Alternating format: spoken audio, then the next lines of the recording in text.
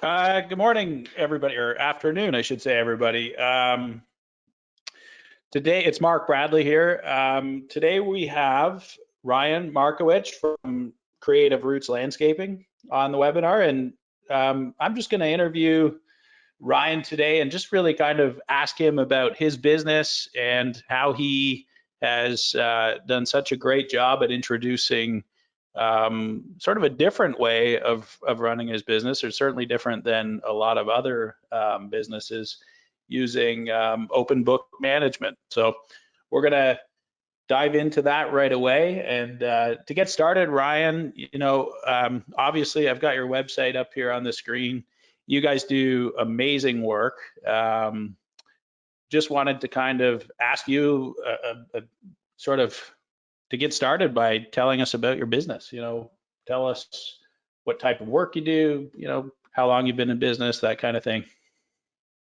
Well, Mark, I appreciate that, Dan. Thanks. It's my pleasure to join LMN. You guys have really helped redefine a lot of things to do with running a landscape business, and it's truly appreciated by all of us at Creative Roots, and I'm sure many of the people, all of your users. So Creative Roots. Okay, so I started with a shovel and myself in a truck. I think this is our 26th year. We are a design build company that does projects in the smaller range, in the $50,000 to $80,000 renovation type work but more commonly our design builds are in that $150,000 to $300,000 range, and as much as $750,000, which we did a couple of projects in the last couple of years in that range. We also do maintenance, and we do some one-off type services for clients, but 80% of our revenue is generated from full service clients who are spending in that $1,000 to $3,000 a month to have their properties maintained. So we run about 18 to 22-ish amazing people, and then there's me. And again, 26 years in business, and yeah, that's the gist of Creative Roots. Okay, that's great. So what can you tell me about the business in terms of, one thing that always stood out to me hearing about your company is the focus that you have on really using the mission statement and core values to sort of guide the team. And I think, lots of companies make mission statements and they talk about these things, but I don't know if I've heard of many that quite embed it in their culture the way you have. Why don't you kind of tell us about that and what that and how that came to be? Sure. Okay. Well, let's start with how it came to be. It came to be by not doing it and screwing it up on a regular basis. That was the first 15 years. Not that we've got it perfect now, but more and more we realize that the importance of it can't be understated. So, we like to be super intentional about everything we do. So if what I'm about to say sounds rehearsed, it's because it is, and it's very clear to us, and it's very clear that we need to be clear about where we're investing our time and how we're building on our brand. So here it goes.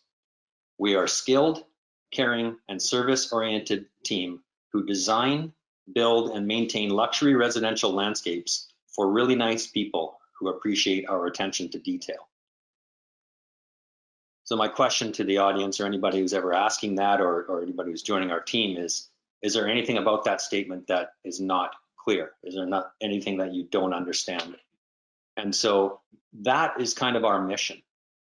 The people we seek, the training we give, the support we give, the values that we act upon are all about delivering on that mission. So that's how that's our mission.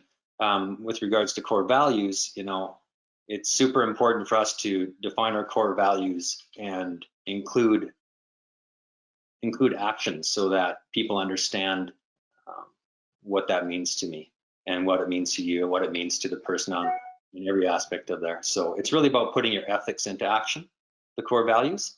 They kind of define how we'll behave and interact with each other as we work towards our long-term mission and vision. And yeah, we just use them on a regular basis to measure how imperfectly perfect we are. Yeah, that's great.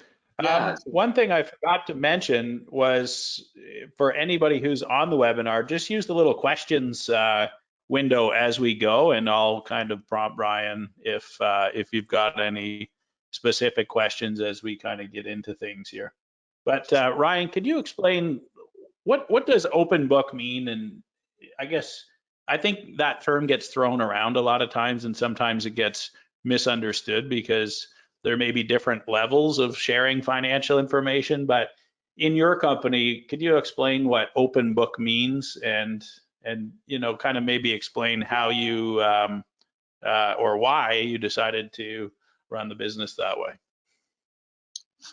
Okay, so let's start with why. This is my 26th year. I've mentioned that. For the first 15 years, I kind of ran a command and control. That wasn't my intent. It's just I didn't know any other way but to tell people what to do and expect that they would do it.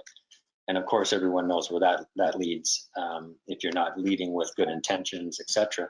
So I stumbled across a book that was recommended by a good friend of mine, and I read that book. I followed up with some training in with the good folk at Great Game of Business in Springfield, Missouri, who are the pioneers of open book management. And we, from there, hired a coach to help us implement. We spent 4, 5, 6 years kind of fumbling around with it, but making progress and just realizing that this is the way we wanted to run it. And so we, at that point, rehired a coach. He helped us to get more on track with the game. And that's how it came to be anyways. I just kind of knew that from that visit to that bit to that and that workshop that it was the only way I wanted to run my business. So, and I literally said, if I can't run the business this way, then I'm not going to run it. So, as for what it is, I guess it's a lot of things at heart, but really it's about educating, sharing operational and financial information so that everyone in the company is speaking the same language. We then use that information to plan or engineer, depending on how you want to, what word you want to use. We keep score with financial scoreboards, and then we share in the outcome, win or lose. So it ties everyone's everyday actions and educates them in how their everyday actions are affecting the bottom line of the company and affecting the bottom line of the results that they're getting personally. That to me is what open book's about. Yeah, that's pretty cool.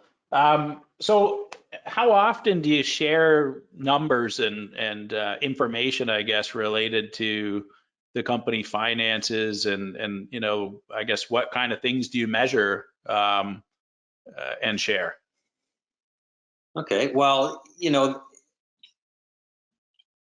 the numbers and the profits and the financials are not everything in the business. There are other important aspects of it. So we, on an annual basis, decide collectively through a series of internal questionnaires and discussions and topics that on what our coming year, we'll call them critical numbers, or the 1 or 2 things that if we don't target, we'll have the greatest weakness in our company prevalent. So we need to put a target on our weaknesses, and instead of measuring everything, we choose the 1, 2, 3 or no more particular weaknesses, and we target those. So that is a once a year meeting that we have. It's called a high involvement planning meeting.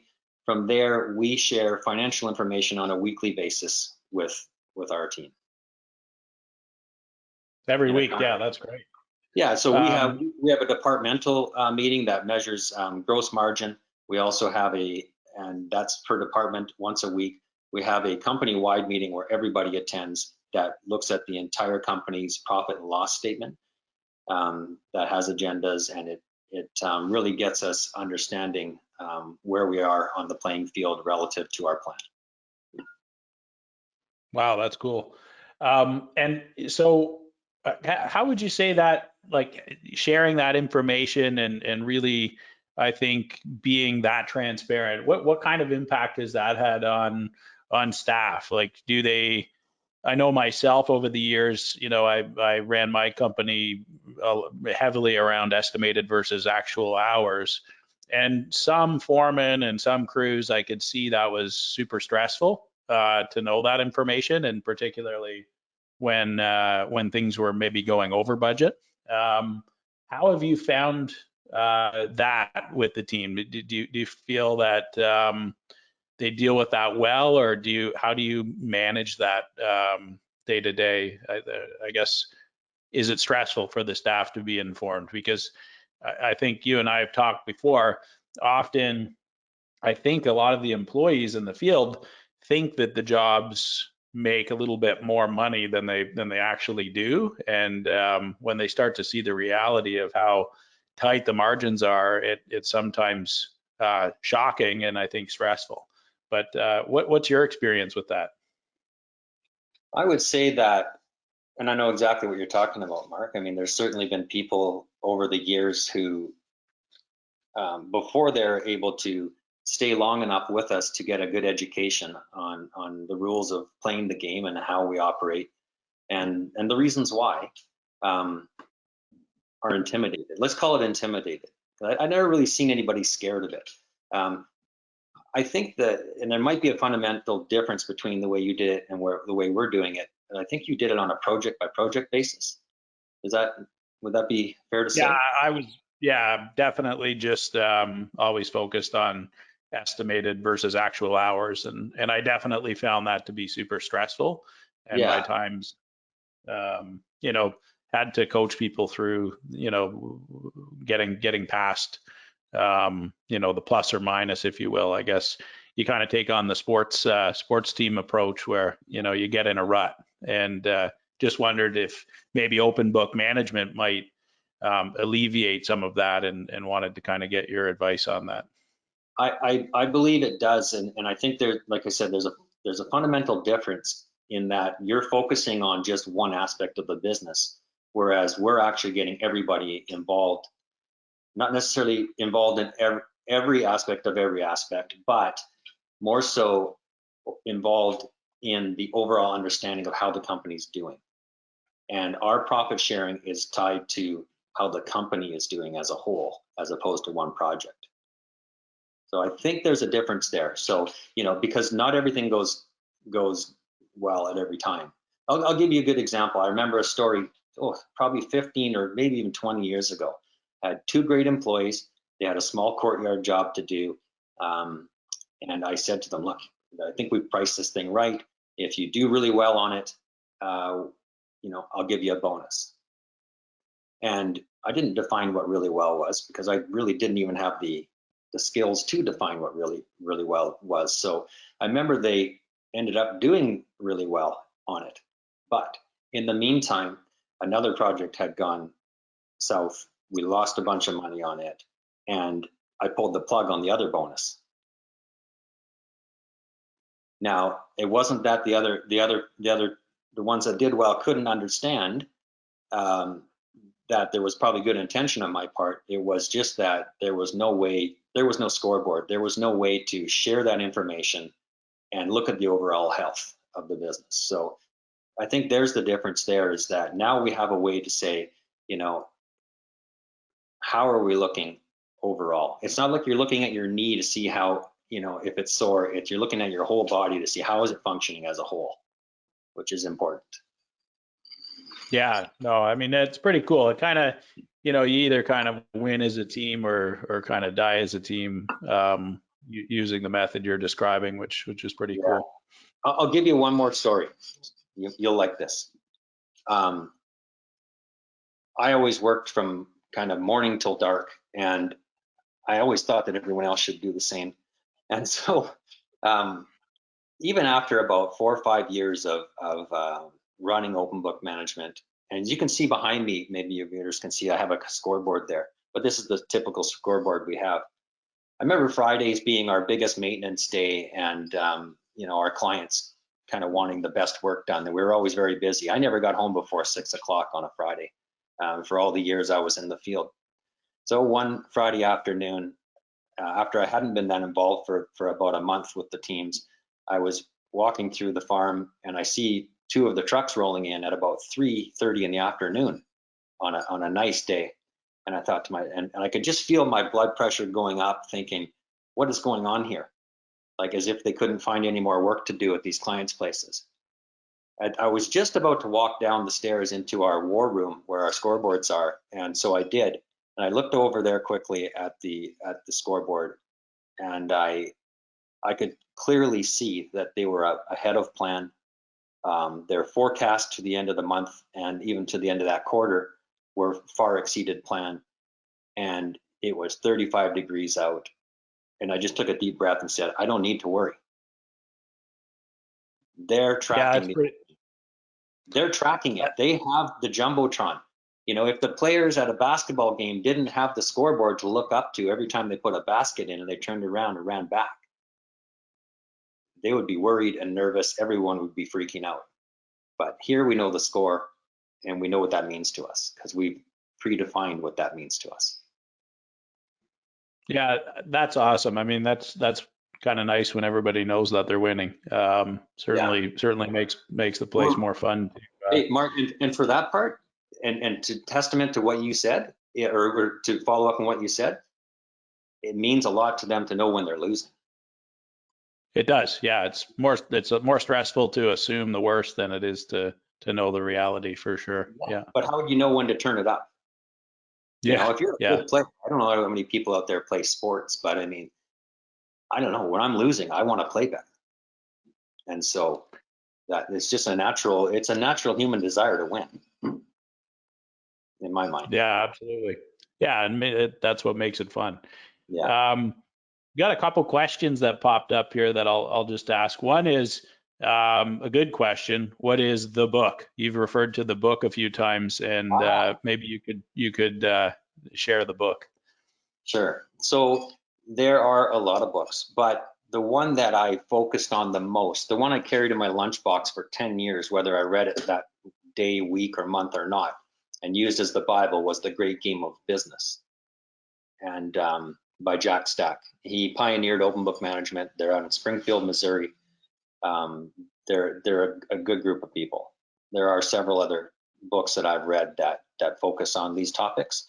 But if you're talking about the financial aspect and sharing the numbers and getting everyone aligned in that way, that's the book.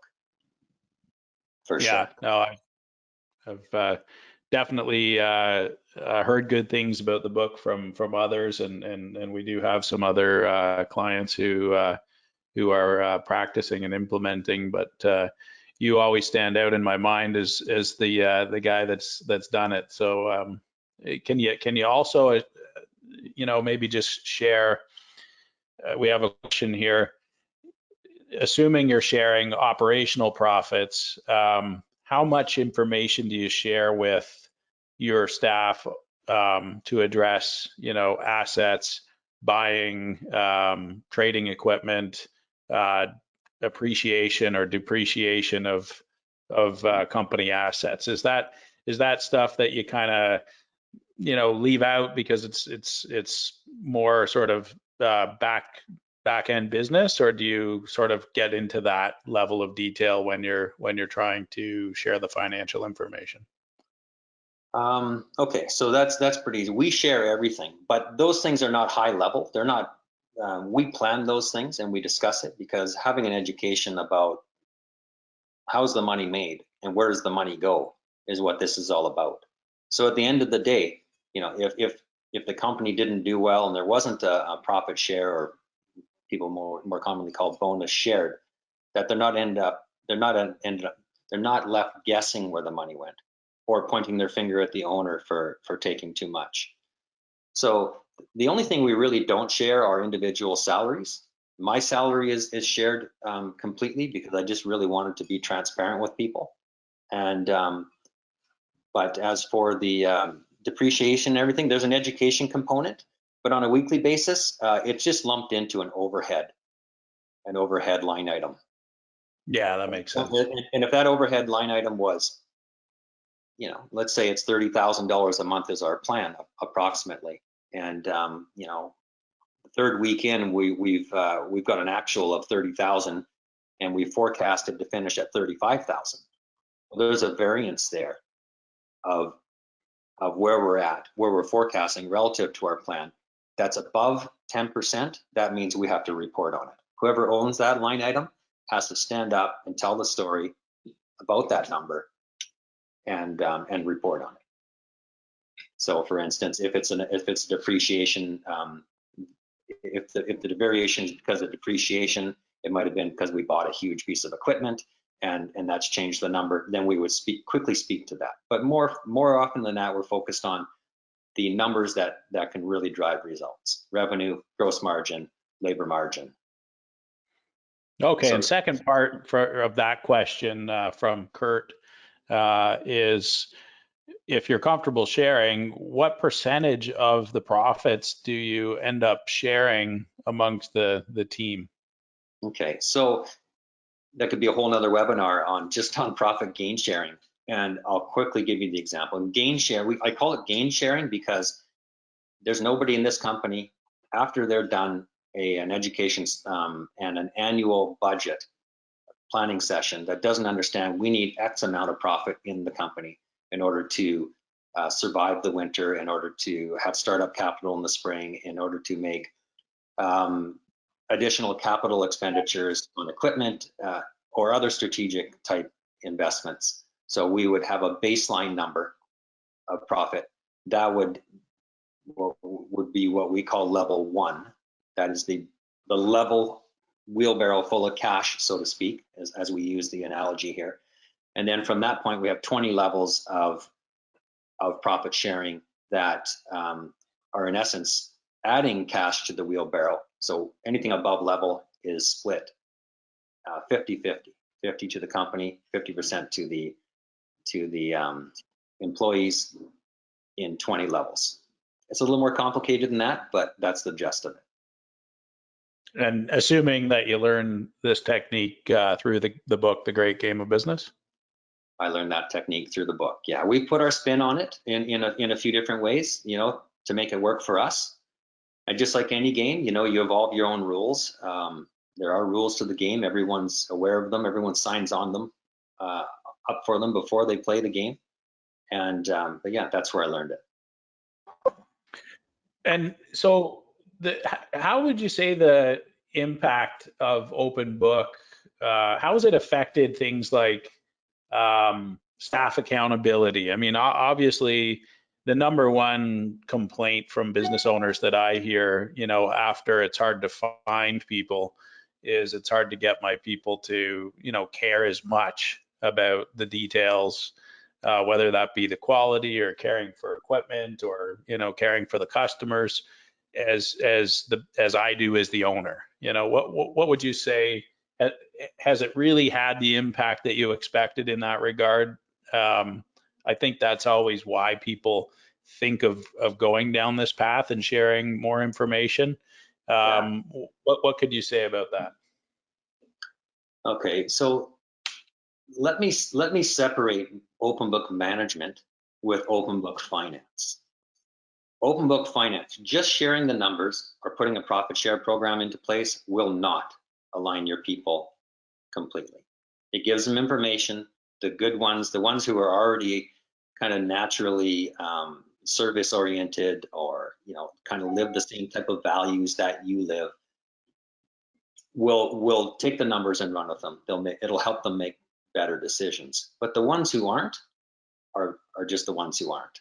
So realistically, I like to separate the open book management part, because I believe that the open book management part is more so about getting super clear on what you're doing and being able to put systems in place and engineering a way to use the non-financial metrics and tools you have, like your mission, values, purpose, etc., to keep people aligned. So in essence, I don't like to think I keep people in line. I really don't. In fact, I'm probably out of line as much or more than anybody else in the company at any given time. And so it's really the system and their own and the level of transparency and how we use those tools that keeps the alignment. I'll use this church. I'll use this analogy of going to church. I hope I don't offend anybody out there, but it's kind of a joke. But I say, why do people go to church every Sunday? And the answer to me was, as kind of a joke, was, because they've sinned by Monday, right? Where nobody lives their values perfectly. Nobody stays aligned to their North Star perfectly. No one, never gets off track. But it's open book management is more like deciding on the roadmap and where the end goal is, so that you stay aligned and get reminded of it. Does that make sense? Yeah, no, it totally makes sense. I can completely understand that. When it comes to kind of planning and on an annual basis, just you've kind of touched on how much information you're sharing. And you mentioned that you have sort of an annual meeting where you really sort of look at your weak spots and create improvements. What does the kind of planning cycle look like at your company? It'd be interesting for you to share that. You touched on some meetings and whatnot, but what does the planning look like? I mean, I think a lot of times when you talk about managing your business using whether it's key performance indicators like I've used or straight open book like what you're describing, I think sometimes contractors have a bit of I think it's a misconception that it requires all kinds of time and it slows you down. And I just wouldn't mind you sharing your story of what that planning cycle looks like. And I think from conversations I've had in the past, it sounds pretty simple. It just requires a bit of discipline. But I just wanted to hear your description. Yeah, well, there's certainly an agenda, kind of a platform that we follow. But besides having quick discussions on the micro and macroeconomic climate that anyone's dealing with, besides deciding on whether or not we need to replace a truck or a machine or anything else, it goes something like this. And it's, hey guys, let's review last year, which doesn't take very long because we're always reviewing in review mode here on a weekly basis. But more so is, what do you guys want to do moving forward? And so we have a 3 and a 5 and a 10-year vision written out. So we just need to revisit that vision to see if it's still where we want to go. Maybe plans have changed a bit. Maybe we've lost a partner, or we've gained a partner, and there's some new blood driving some new initiatives in the business. But so that's the questions we ask. But more so, knowing and to speak about your comment about knowing what to target and to focus on is this. And I'll pretend right now you and I are going into business, and we need for the next year and the next 12 months to decide what is the one most important thing or the two most important things that you could focus on or we could focus on together that would have us saying this. I'm going to run this scenario. You're going to join me next winter on the beach in Mexico, and we've got a margarita in hand because we had a hell of a good year. And you looked over at me and you said, Ryan, thank God we did what? Make more profits, reduce debt, kept our people, whatever you can fill out in those one or two things. And typically this all comes from our annual survey, internal survey, prior to our high involvement planning meeting. But then it's really about engineering a way to 100% focus on those one or two, what the great game of business calls critical numbers. Because as you know, there's a lot of things you can keep your eye on in a business, and that doesn't, but realistically company-wide, if we're focusing on 1 to 2 critical numbers, and then on an individual or department way, people are focusing on their other KPIs that are drivers to that critical number. That's how we break it down anyways. So. Yeah, that's what I was trying to ask, and that really clarifies it. Is I kind of wondered, when you create the plan for the year, and you come up with those goals, how you sort of break it down into pieces for the entire team. But so you're creating some KPIs at every level of the business that sort of roll up to your big goal. Is that fair to say? Yeah, and so we call them like line of sight or drivers, KPIs, same thing. And so, each individual might have a KPI. It might be on a personal level. It might be on a financial level, but it's something that they can quantify, that kind of, that we can quantify, that kind of proves they're doing their job and supporting the overall critical number, which in our case is typically profit. Not every company should choose profit right from the beginning, because it takes a bit of education to kind of get to that point. Gross margin is probably the best indicator of how a service-oriented business is doing, because it's the one thing that the front line can really affect the most. And those are the people who make or break your numbers, in my opinion. They can affect revenue, they can affect the cost of goods, and so in essence, they're affecting the gross margin. They're less able to affect the overhead costs. So, but in the attempt to give everyone an overall education of the language of business, which is the financials, we have taken it right down to a net operating profit number, and that's what we share our profits on. Yeah, that's really cool. Yeah. So when you're, sort of meeting with the company on a weekly basis, you're touching on financials, which is very rare. Obviously, that's super unusual.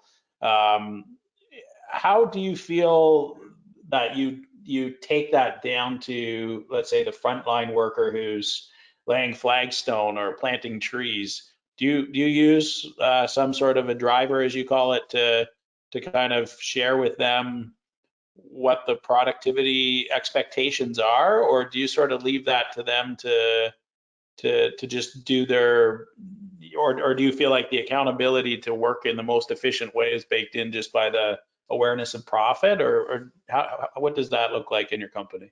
Well, ultimately, you'd show them the end number and what's left in the bank account, and everyone would get it. But that's just not the reality.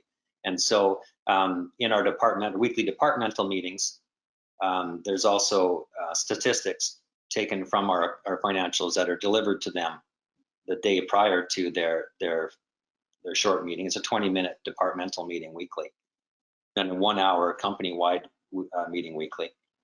That help people understand what how they're doing relative to billable efficiency, overall efficiency, labor margin, revenue per paid man hour, etc. So we have our own metrics that keep us understanding whether or not we're doing well. Then it's just the discussions around those numbers that drive the behaviors. Excellent. Okay, cool. And I guess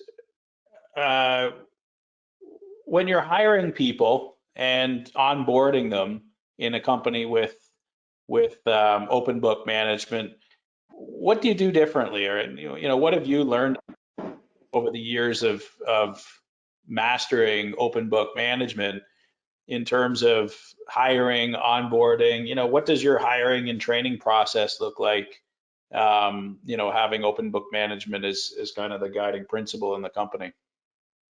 Well, I appreciate that outside opinion about us mastering open book management, but I don't think it's anything you can ever master, but you can definitely improve on it. And as for hiring, I've come to the realization that I am not good at hiring, so I try to stay out of it altogether, and let Colette and Matt and Jacob, the people who are actually running the departments, and do it. And they follow a process. So realistically, we're looking for the behaviors of people.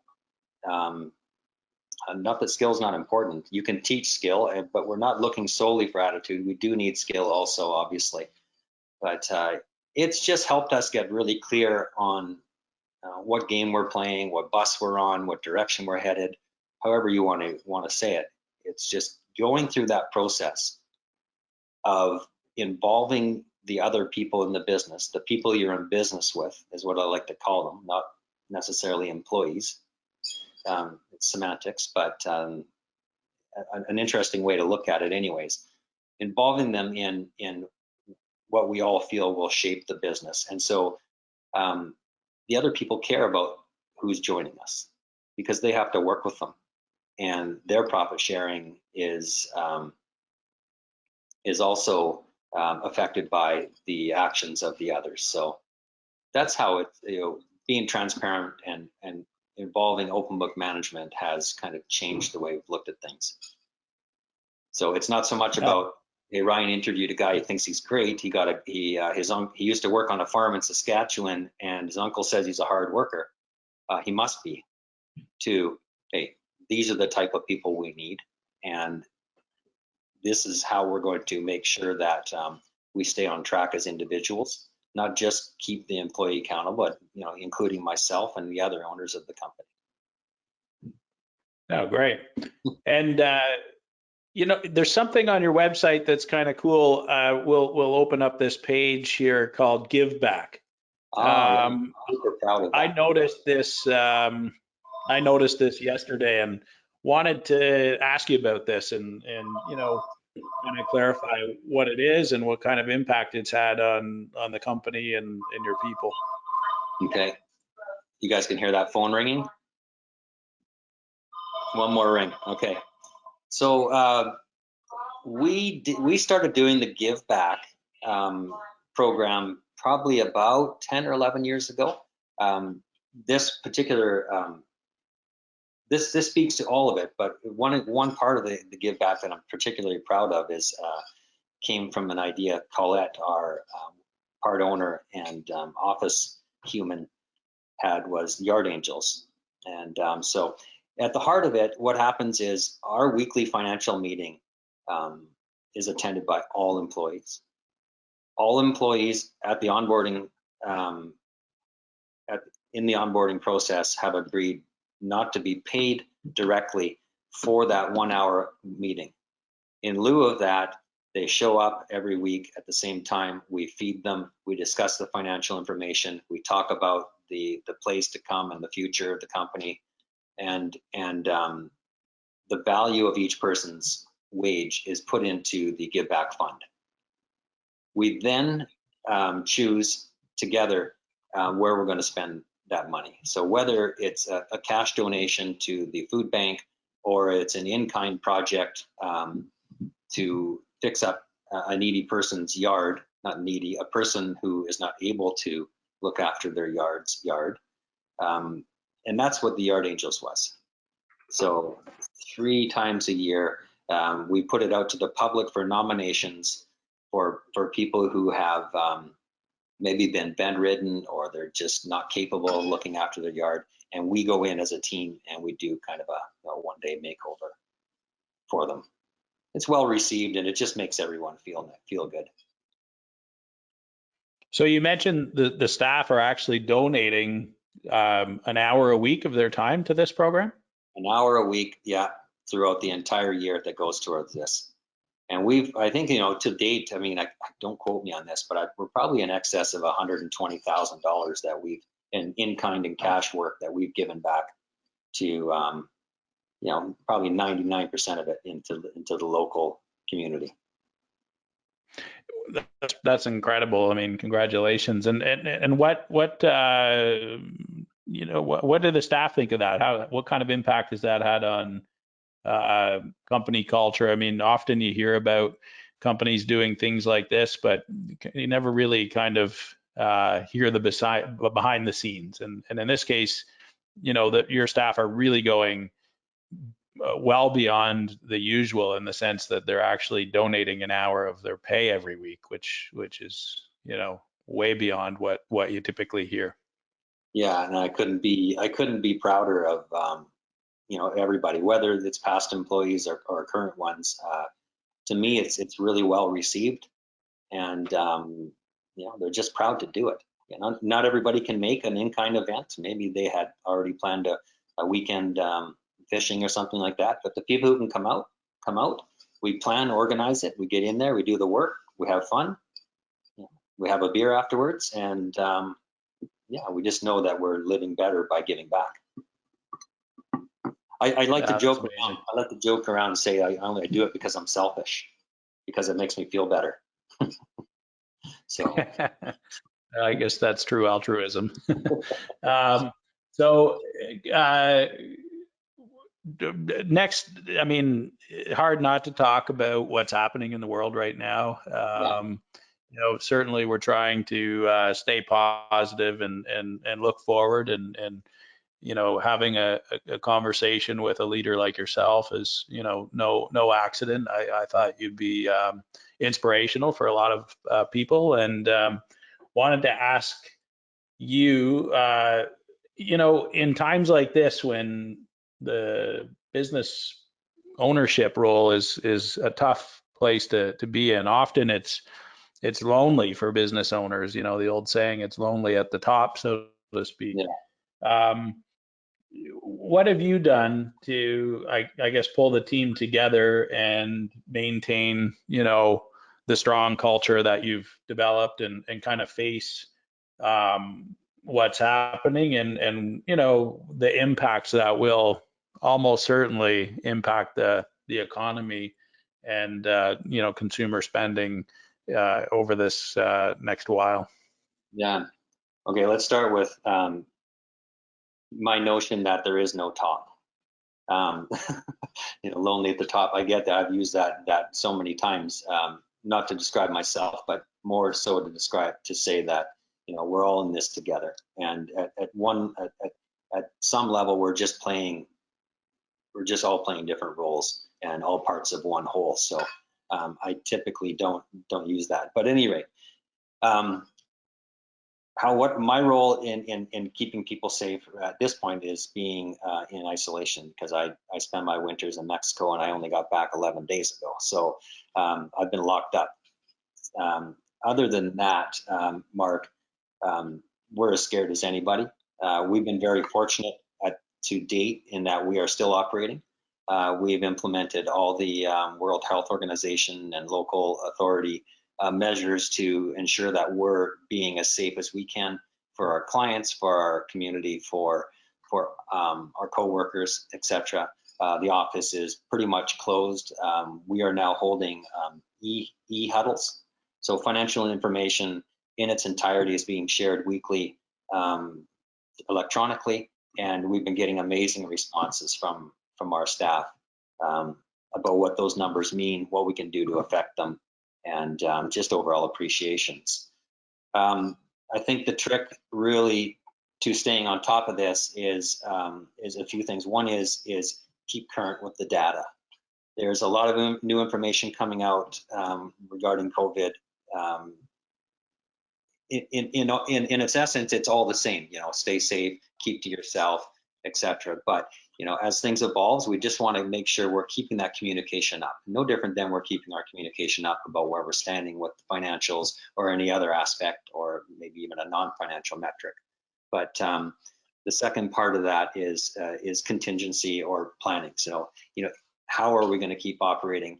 What can we do to keep operating? And then finally, is if we shut down, what's the plan?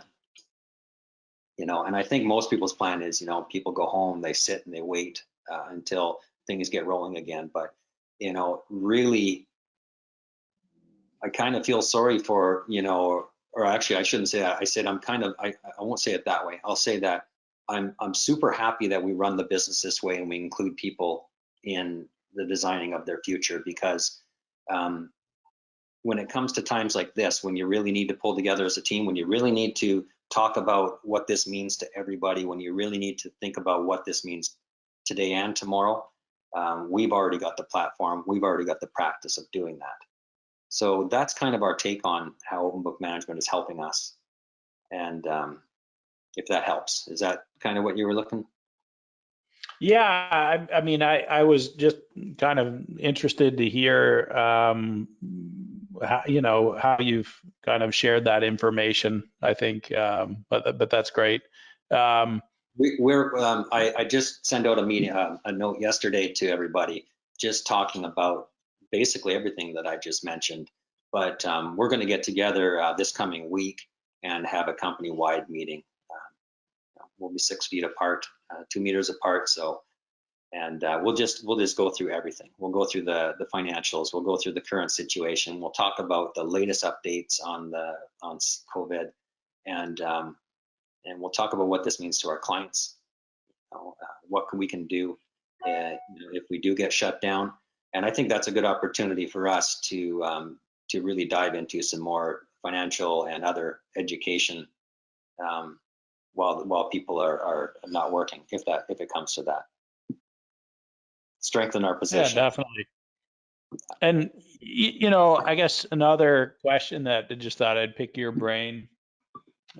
You've been in business for quite a while, and certainly you've faced a few economic downturns in the past.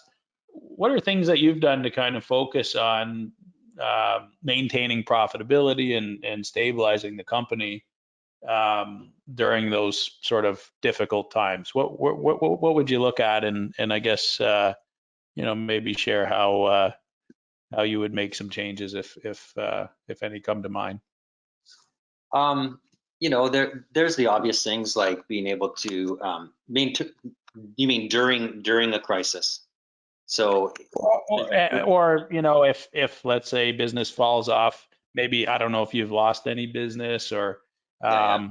if business drops by 30% this year, what happens to Creative Roots? I guess tough question. Sorry if I'm putting you on the spot, but I No. think you've through it. Well, I'm going to be put on the spot by you or my staff, so and my team. So that's okay. I think what we really need to do is kind of like, first and foremost, we care about our people. We want our people to stay, and that's what it boils down to. If you keep that in mind, you're going to come up with some creative ways of doing it. First and foremost, we have to see what the federal and at the federal and provincial level is going to happen to help support our people. From there, we may look at some additional compensation or some forward paying profit sharing. I haven't talked about wage cuts or anything like that, but our goal is to keep people working. So if we're losing 30%, we're going to rally together and see if we can find another project. We're going to say there's, in any type of market, there's X amount of market share. And we believe we're the crew, we're the team that is living in harmony with what the community wants, and that we deserve our portion of that market share. So we don't do it to go out and be competitive per se with other companies, but we do believe that being hyper aware of the numbers, knowing where we can maybe cut back on profit, etc., will help us keep people working while still remaining profitable. Maybe not as profitable. I'll tell you one thing, Mark, and you're going to like this a lot.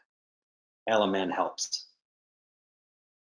It helps a great deal in understanding, if you're using the estimating, what you can get away with. And then it's up to your own tolerance. If you have a high overhead and you put yourself in a position of having, 15 pieces of leased equipment and a beautiful office and stuff like that, you have to keep your margins higher just to stay in business, or renegotiate with your suppliers, vendors, landlords, etc. If you're like us, where our office is very humble, we own everything that we have, we're able to compete on profit and still stay working. Yeah, I like that. I mean, certainly with that mindset that there's still market share out there and it's yours to go get, and Yeah. focusing on efficiency and doing the right thing, and maybe taking a year or more with little to no profit, but maintaining the course, that certainly sounds like a good philosophy to me. Yeah, I think staying the course is really super important. If you have something that you know is a sound fundamental business practice, to not abandon it. You're always modifying your processes, you're always modifying things, but the type of information that LMN gives you with regards to estimating and budgeting is not something that is arbitrary. You can change the numbers and see how it looks, but what you see there is the actual. So that's really helpful. It's about having information and then making good decisions. And the more people you involve in the decisions, the better. I think there's a good saying that I heard someone say. I'm not positive who said it, but a man asked another man, why do you get your people involved in running of the business and teach them, all this financial stuff and share information? And the answer was, because with every set of hands, you get a free brain. Yeah, that's good. Makes total sense. Any questions from the group? I've got a pretty quiet group here on questions, but we're just kind of coming up to the hour. So if anybody's got anything they'd like to ask Ryan, go ahead and ask that in the question window here, and we'll cover those off before we wrap up. But in the meantime, Ryan, what kind of advice would you give somebody who's looking to consider open book management? Where would they get started? And I guess what's kind of the good, the bad, and the ugly, I guess, on getting into open book management? What would be some advice that you'd offer somebody who's considering that model? Okay, so the advice: don't listen to anybody who doesn't understand it. Don't listen to the hecklers out there who think that there's some scary aspects of sharing financial information. Your people are going to assume how much the company makes. And here's a good test. At your next meeting, give everyone a Post-it note and ask each person to write down how much money out of each dollar of revenue you guys earn that the company makes and the owner takes home. Gather those, put them up on the wall, and see and just see what people are assuming out there. So I guess with that said, I mean, it's, talk to somebody. If you're considering this, talk to somebody who knows about it. Read The Great Game of Business. Give me a call if you want. I'm always willing to talk to people about this stuff. I'm quite passionate about it. It's all become part of my life, both professionally and personally. So I don't see any ugly in it. I don't see any bad aspects of sharing the numbers and of getting people involved to date. Not if you're doing it properly. I think there's only benefits, and the statistics show that. Open book management companies, employee-owned companies consistently outperform those who don't do it, who don't operate that way. Right. Yeah, I've definitely seen that as well. Good question here again from Kurt. As you started following this process, what was the first thing or first major mistake that you made that caused you to stumble, or what was something that you would have maybe done differently getting into open book management? I guess share some mistakes that others could avoid. Okay. On the open book management side, and just not the finance side, I would say that we weren't super clear on where we were going, who we were that was going, who we were targeting, and how we were going to act, what were our behaviors. And so without that being super clear and a method, a systemized method of keeping us on track and revisiting those particular alignment issues, it was really hard to maintain trust in something new. So that was that's the biggest part, I would say, and just not knowing how to communicate properly. So at any rate, and on the finance side was just not completely understanding our numbers. We were new to budgeting, we were new to presenting, and so there was many times where we were standing at a scoreboard like the one you see in the background here, and we put up a number, we knew it was right because we took it out of the accounting system, and someone would ask a question about it, and we wouldn't be able to answer. So, like with any game, you're going to stumble, you're going to fumble a bit, but you have to stay the course. You have to believe in it first, and realize that it takes time to get good. What a good question just popped up here from Sean. What was it that kept you like personally inspired to do this off the start? And I guess, during the time from, your old way of doing things, which, it was kind of owner led, which is the way we all sort of get started in business. Yeah. And sort of the newer theme where, you were trying to shift accountability and responsibility over to the whole team by just, obviously sharing a lot more information and involving them in the decision making process. During that sort of transition, what did that, how did that go over, Again, I'll take it back to the alignment. I really believe that when people are aligned and they're sharing a common vision of where things are going, and more importantly, their behaviors their values are explained so that the behaviors are somewhat consistent, and there's an accountability in the behaviors is a super important one. That itself is something that can help anybody get through any difficult time. So right. It really provides that, hey, I'm just like you. We're going to screw up. You're going to screw up. I'm going to screw up, but we're still rowing in the same direction type mentality. That's kept me inspired. The other thing is, and I go back to your comment on it's lonely at the top is, I just realized there is no top, and I was lonely.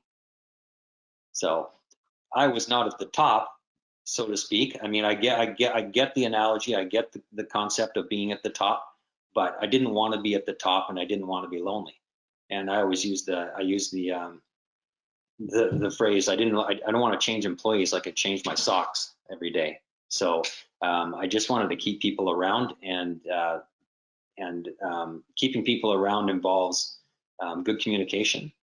Communication breakdown is probably one of the biggest factors in lost relationships. Either it's lack of or improper communication. But in general, we needed to communicate. We need to communicate in the same language. Like I said, if I was talking Hebrew right now and to this audience, no one would understand. The language of business are the financials. It's something that hasn't changed in over half a century. Well, half a century, I'd say 500 years ago. The first accounting system was put into place, and it's something that still is a common language. So why not teach the language of business, share in the outcome, get on the same boat, row in the same direction, and reap the rewards of it. Yeah, no, that's exciting. Another good question here from Brad. With a small company of 5 employees, is that too few to implement an open book management system? No, I don't believe it is, Brad. I think that that's a perfect starting point. Yeah, there's less people to point their finger at you when you don't get it right. Yeah, true enough. Which is bound to happen as you go through, right? But I mean, it's the best time is now. Another quick question. Have you read the Jack Stack's book, Change the Game? I've read Change the Game, and I've read Stake in the Outcome, and I've read Get in the Game, yes. And I've read The Great Game a minimum of 50 times. So I'm not joking. I literally, it was my Bible. With the thousands of business books out there that you could read, I just finally said, I'm going to put my blinders on, commit to this, and that's what I did. So I don't read it that often anymore, but and I have many other ones that are equally as important to me. But yes, I have. One more real quick one, or sorry, real tough one, not quick, from Jennifer, and it's probably one that we can both talk to a little bit. But what if you can't work? We've been mandated to stay home altogether. So Jennifer, first of all, sorry to hear that. That's the most difficult scenario to be in as a business owner. It's definitely one that there is no quick or simple answer to. But Ryan, why don't you? Sure. Yeah, that is difficult, and of course, that's something that any company at this point should be addressing. Whether they're working now or not, they really should be talking about the what ifs, the contingency plannings. So Jennifer, I know that it's very difficult. If you're talking about how are you going to pay your bills and pay the rent and the leases and stuff like that, I'd be first in line, if possible, to have those forward conversations with your suppliers, vendors, subcontractors, etc., and just ask about terms. Simply explain to them your position that you can't pay at this time, and don't wait till they're flooded with everyone else. Be the first and foremost at their door.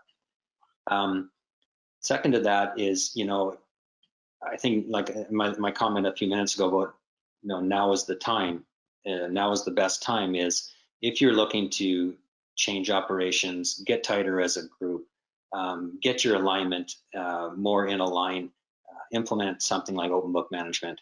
It costs nothing.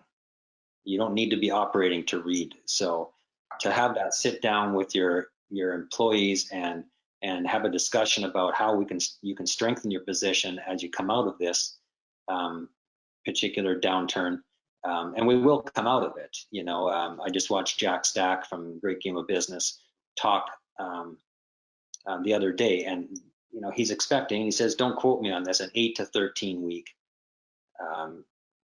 turn down or even a shutdown in the economy. So we will come out of this. But my point is, use this time to strengthen your position as you come out. Go for a few walks, spend some time with your family, all that important stuff. Yeah, I mean, good answers, Ryan. We've certainly had lots of people asking this question lately. I've had all kinds of inquiries on LinkedIn lately.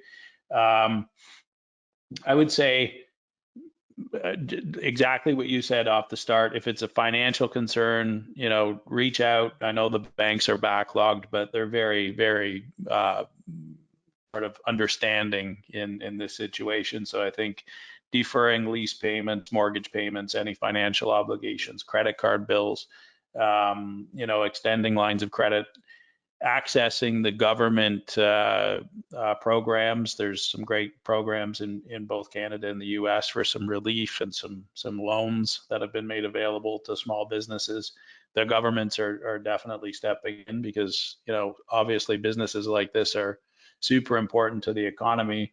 But beyond that, I think just really communicating super clearly with your customers what's happening, and trying to share as much information with them, and letting them know what your plans are going to be, and when and why, and obviously you can't set dates if you don't know when you can return to work, but just sharing the plan.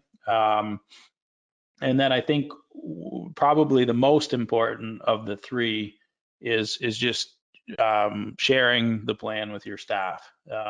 Unfortunately, most companies don't have enough of a cash reserve to just keep on paying staff when they're not out working. So we do have to take advantage of employment insurance and programs like that. And thankfully, both the Canadian and U.S. government have have some programs to expedite that and even bolster the usual system. Yeah.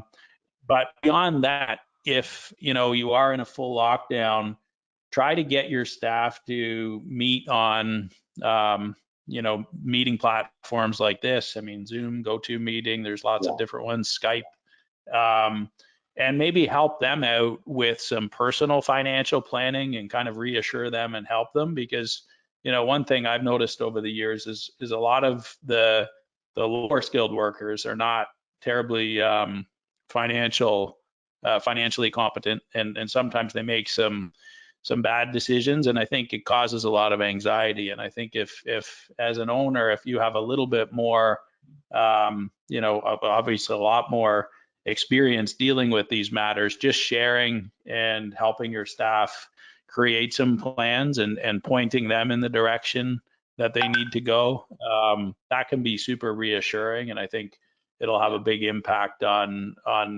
the trust between you as the owner and the staff, and show you're caring in the meantime. But exactly what you said, Ryan. At the end of the day, we're going to come out of it.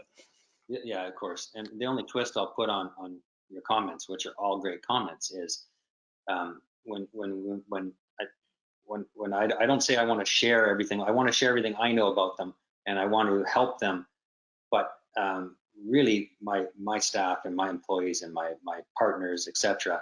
Now that I've brought in 3 employee partners into the business, they help me just as much. So don't be afraid to be vulnerable.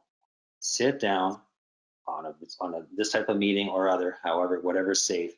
Talk to your employees, ask them questions, ask them how they think you should handle client communications, ask them how they feel you should handle communications between internally, etc. So get them involved is my point there. Don't feel you have to provide all the answers, because you can't. Remember, that's great advice. They had 2 hands and a brain. So appeal to their higher level of thinking by asking them questions and not feeling you had to provide the answer. Good advice. I think that's it. We don't have any other questions to cover today. We've got some upcoming webinars next week on how to adjust the budget and make some tweaks to the plan. Hopefully, some of you can join that, and we'll dive a little bit deeper into readjusting the plan. Particularly if you are in an all-out shutdown, or if you're just finding yourself losing some business. But aside from that, feel free to reach out anytime to the team at LMN, and we're here to help. And me too. I can be reached. There's on the back end of our website, there's a contact us page. So feel free to reach out to me.